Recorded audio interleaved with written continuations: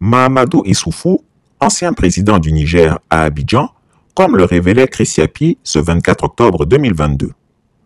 Quand j'écrivais et annonçais ici même la venue de l'ancien président du Niger, Mahamadou Issoufou, à Abidjan, sur convocation d'Alassane Gaspard Dieudonné Ouattara alias le Chameau, certains chameautons sont venus clamer que Chris Yapi mentait. Voilà que les faits me donnent raison une énième fois. En effet, ce 24 octobre 2022, sur convocation d'Alassane Ouattara, le médiateur de la CEDEAO en charge du Burkina Faso, c'est-à-dire Mahamadou Issoufou, s'est rendu au pied de la grandeur du despote ivoirien pour requérir ses hautes instructions au nom de la France. Les deux hommes ont parlé sans détour de la situation inquiétante et très préoccupante de la sous-région qui donne des hallucinations à Gaspard Dieudonné Ouattara. La réalité, c'est que les coups d'État se multiplient dans la sous-région ouest africaine. Malgré les chants d'orfraie de la CEDEAO, cette organisation devenue quelconque aux ordres de la France est violemment décriée par les peuples africains.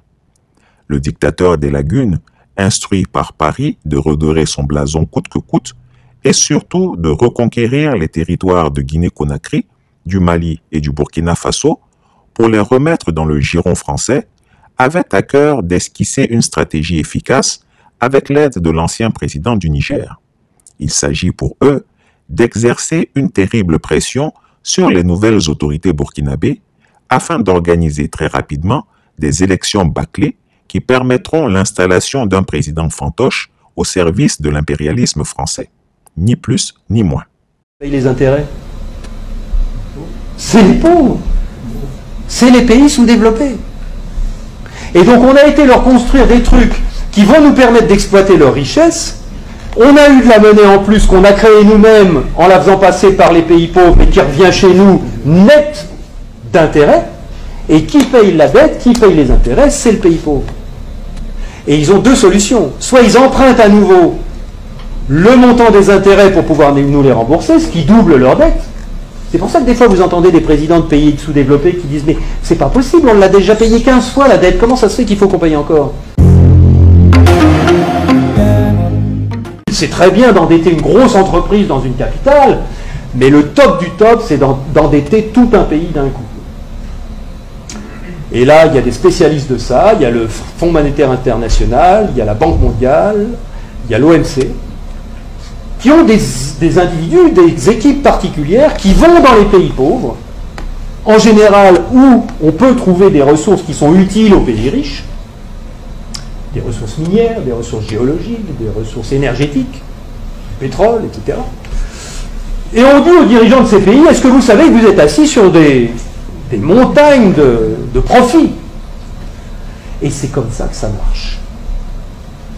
On vous prête 15 milliards, sous réserve que vous fassiez travailler nos entreprises, et de toute façon, vous ne pouvez pas faire autrement. Donc, regardez bien ce que ça fait au point de vue monétaire.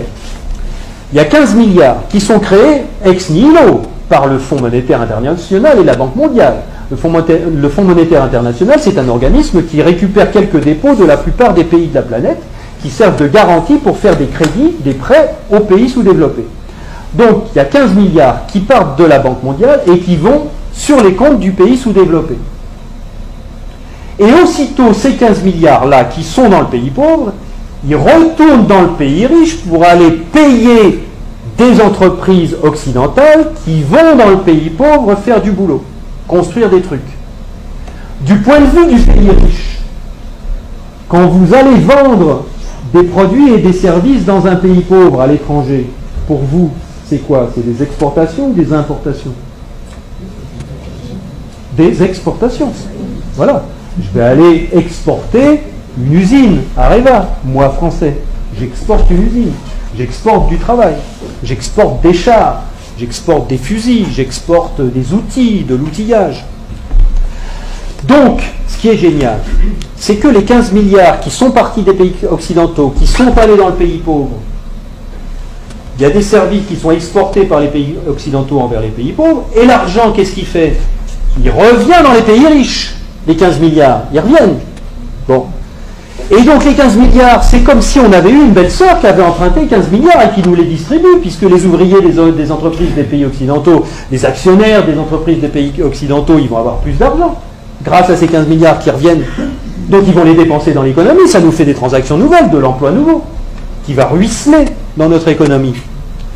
Mais c'est pas tout à fait comme si c'était des belles sœurs qui les avaient empruntées, parce que les belles sœurs, il aurait fallu qu'elles rendent les intérêts, et donc qu'elles reprennent leur argent et qu'elles en reprennent le double, et que nous, on ait des nouveaux emprunteurs qui arrivent pour payer les intérêts des nouvelles belles sœurs. Là, non. C'est qui la belle sœur qui paye les intérêts? C'est les pauvres. C'est les pays sous-développés.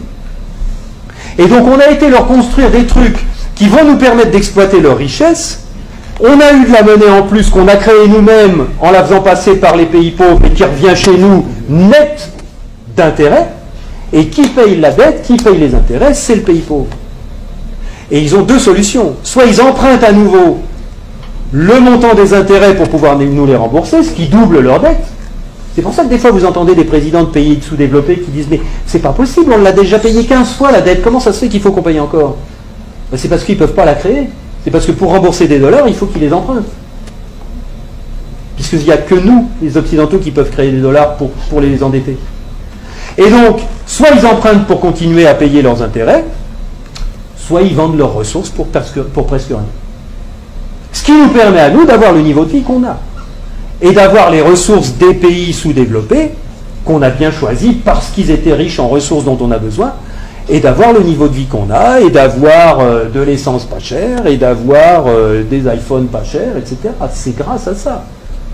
Donc il faut réfléchir à ça aussi. Il faut savoir que si on a le niveau de vie qu'on a, c'est parce qu'il y a une prédation sur les ressources de la Terre entière, qui nous profitent. Peuples africains, panafricains de tous bords, sachez-le, Alassane Ouattara est déterminé à faire la dernière guerre nécessaire pour soumettre, selon lui, les territoires que lui et la France ont perdus dans la sous-région ouest africaine et les vassaliser à la France. Fait intriguant, alors qu'il a été contraint pour des raisons de sécurité de limiter tous ses déplacements, le tyran ivoirien s'est présenté au palais présidentiel dans un cortège de camouflage. Personne ne savait dans quel véhicule il se trouvait.